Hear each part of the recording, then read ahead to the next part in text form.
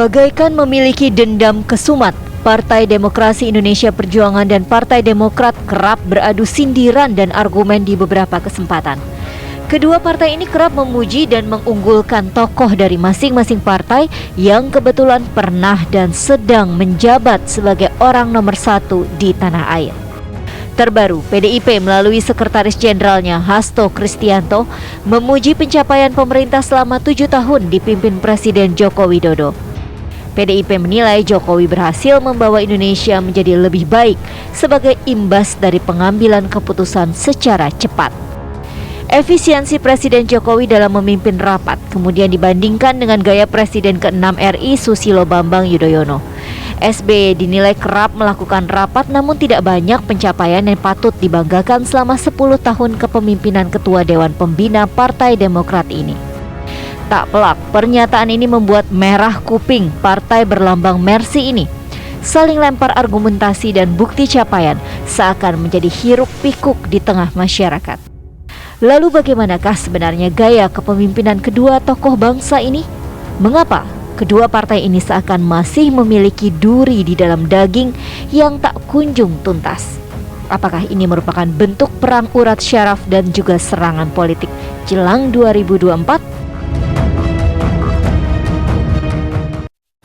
Mungkin kalau suasana kebatinan dari masyarakat pertanyaan seperti ini ada apa sih?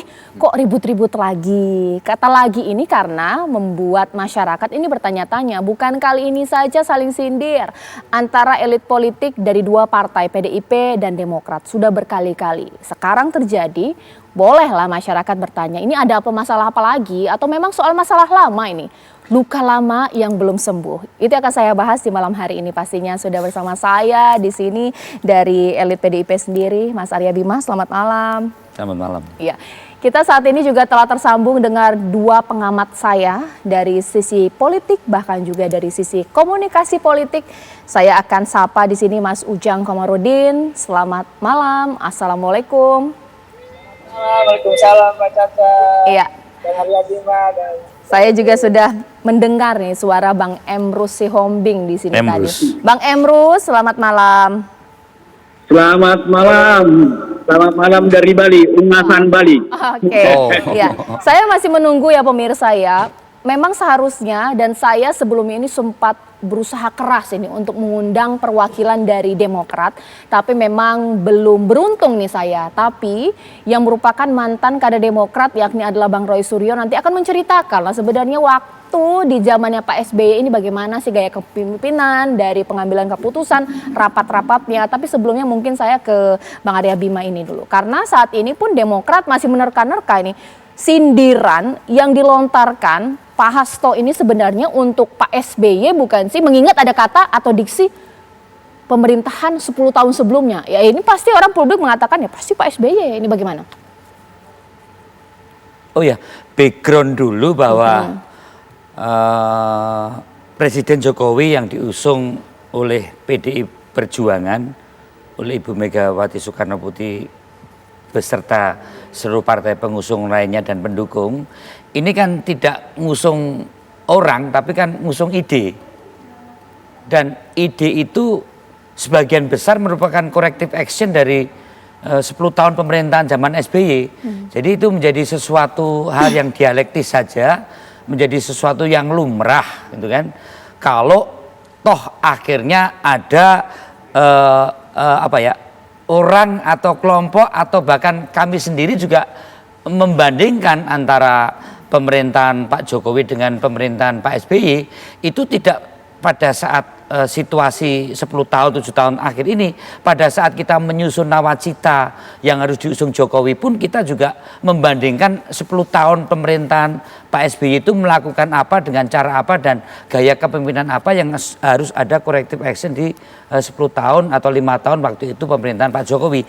Jadi menurut saya membandingkan dua kepemimpinan, entah itu presiden, entah itu gubernur, entah itu wali kota, bupati, bahkan lurah, saya kira itu sesuatu keniscayaan ya, sesuatu yang realistis dan menurut saya juga sesuatu yang sangat perspektif di dalam memberikan satu hal-hal bagaimana cara menghadapi tantangan situasi zaman, situasi kondisi saat ini, dan itu merupakan suatu cara membina kita berdemokrasi juga untuk memberi wawasan pada generasi muda. Maksud saya begini, kita tidak perlu emosional dan sentimental seolah-olah ada sesuatu yang akan dilakukan antara PDI Perjuangan dengan Demokrat begitu ya. Ini adalah sesuatu keniscayaan dalam era sekarang.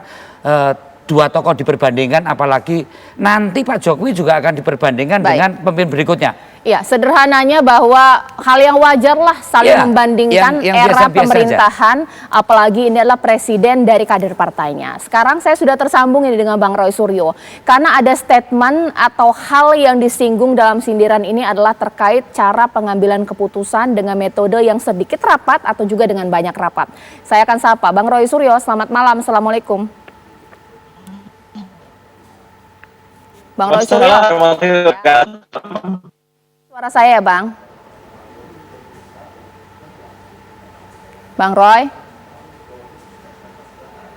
Ya, masih ada masalah nih pemirsa, ini sambungan komunikasi saya dengan Bang Roy Suryo. Nggak apa-apa, saya akan perbaiki nanti kemudian.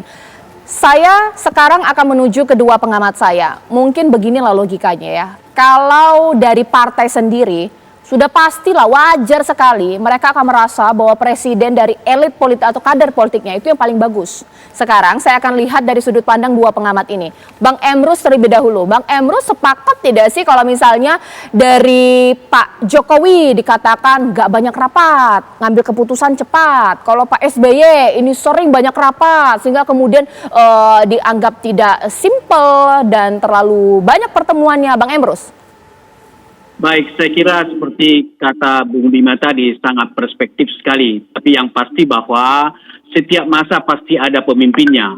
Baru kemudian setiap pemimpin akan lahir pada masa tertentu. Nah, kita melihat masa pemerintahan dari SBY. Dia muncul sebagai pemimpin kita 2 periode dengan berbagai permasalahan yang bisa diatasi oleh beliau. Demikian juga Pak Joko Widodo, juga pemimpin yang bisa membawa kita kepada yang lebih baik. Dan kita lihat pembangunan di segala bidang. Jadi oleh karena itu saya pikir dua pemimpin ini ada memang masa yang mereka lalui dan ada karya-karya yang mereka lakukan. Ketika kita memang melakukan perbandingan atau membedakan, kita harus lihat dari perspektif yang mana, dari kategori mana kita melihatnya. Tapi yang pasti menurut pandangan saya bahwa latar belakang dari pemimpin itu akan menentukan perilaku kepemimpinannya. Pak Joko Widodo adalah berlatar belakang dari pengusaha. Artinya orang pengusaha ini akan cepat mengambil tindakan. Jadi action lebih dominan. Nah, beda dengan SBY, itu penuh kehati-hatian. Baru kemudian dia mencoba melakukan rapat dan mendengar berbagai masukan. Baru dia melakukan keputusan. Menurut pandangan saya, dua hal ini adalah sesuatu yang positif, tergantung perspektif mana kita melihatnya. Demikian. Ya, Bang Ujang, kalau dari Bang Ujang sendiri siapa sih presiden mana sih yang paling cepat dan tepat mengambil keputusan? Atau mungkin cepat ya, kalau tepat ini mungkin kita akan subjektif ya. Siapa yang paling cepat mengambil keputusan, Bang Ujang? Kalau kita melihat ya kebijakan dua presiden yang menurut saya dua-duanya juga bagus gitu dalam konteks memimpin republik ini ya. Siapa yang paling cepat ya? Ya saya mengatakan tidak bisa menilai satu-satu ya, karena kalau saya bilang Pak Jokowi yang paling cepat, Pak SBY tentu marah. Lalu juga kalau bilang sebaliknya juga sama. Tapi saya ingin mengatakan kedua pemimpin ini akan memiliki karakter yang berbeda. Tadi Bang Emrus mengatakan bahwa Pak SBY hati-hati, betul. Hati-hati, tapi Pak SBY juga punya kebijakan yang jitu. Ya kalau katakanlah Pak Jokowi mau ngambil kebijakan yang cepat, ya itu juga bisa jadi terjadi di zaman Pak Jokowi. Cuma menurut saya, Mbak Caca ya, perbandingan yang dilakukan hari ini yang memang sah-sah saja dan boleh-boleh saja, karena untuk mengukur dan membandingkan kinerja dari kedua pemerintahan tersebut. Cuma persoalannya memang kalau perbandingannya itu dilakukan hari ini, maka yang diuntungkan adalah presiden dari partai pemenang. Artinya presidennya Bang Bima ini artinya presidennya PDIP yang untung karena sedang berkuasa, ya, sedang berjaya, dan tentu tadi menguasai akses-akses pemberitaan. Di saat yang sama, Pak SBY sekarang tidak punya kuasa dan itu cenderung bisa jadi perbandingan ini akan mendelegitimasi pemerintahannya Pak SBY yang lalu begitu. Oke, sekarang saya ke Bang Ray Suryo ini sudah mudah-mudahan bisa tersambung dengan baik. Bang Ray Suryo. Ya, Mbak. Oke, Bang, bolehlah cerita-cerita ketika di dalam kabinet ini, benar nggak sih kalau Pak SBY ini sering rapat tanpa ambil keputusan? Saya kira begini ya, saya setuju dengan tadi yang disampaikan kakak saya, Bang Emrus ya, gitu, dan juga Kang Ujang, ya, gitu, dan juga sahabat saya Mas Arya Bima. Artinya setiap masa itu punya tipikal gaya kepemimpinan, dan Indonesia itu ingat kata Pak Jokowi kemarin ketika pidato 93 tahun Sumpah Pemuda, terdiri atas keberagaman, bukan keseragaman. Jadi memang beragam pemimpin kita. Ya kita harus hormati semuanya. Jadi artinya kalau tadi Mbak Tata menyatakan apakah tidak ada hasilnya, saya kira sama sekali tidak ya. Keputusan dari Pak SBY itu clear sekali ya. Contohnya tadi statement Pak Jika tadi kan jelas sekali ketika terjadi tsunami di Aceh, ya, ketika terjadi misalnya ada sandera di kapal waktu itu di luar negeri, tepat sekali pengambilannya. Dan memang gaya Pak SBY begitu. Beliau menggunakan logika, menggunakan akal sehat, menggunakan apa yang diberikan oleh Allah SWT, otak dan pikirannya, untuk kemudian berpikir dan bertindak. Tidak bertindak tanpa berpikir. Ya, gitu. Jadi berpikir dulu, kemudian merapatkan, dan alhamdulillah waktu itu saya sempat menjadi bagian, dan hari ini saya juga kaget nih, karena harusnya kan yang menjawabkan junior-junior saya di Demokrat ya, gitu. Mohon maaf, saya memang sudah bukan lagi bagian dari Partai Demokrat. Tetapi tetap dengan Pak SBY, beliau sosok yang saya hormati, dan saya tidak mungkin jadi seperti sekarang kalau tanpa Pak SBY. Tapi dengan Pak Jokowi pun saya menghormati sebagai beliau adalah presiden kita sekarang. Jadi itu Mbak Tata. Jadi artinya masing-masing punya style lah, punya gaya lah gitu. Pak Jokowi juga sering ambil keputusan, tapi kan kadang-kadang juga diralat kan. Jadi ya nggak apa-apa lah, itu adalah perbedaan style aja, itu biasa.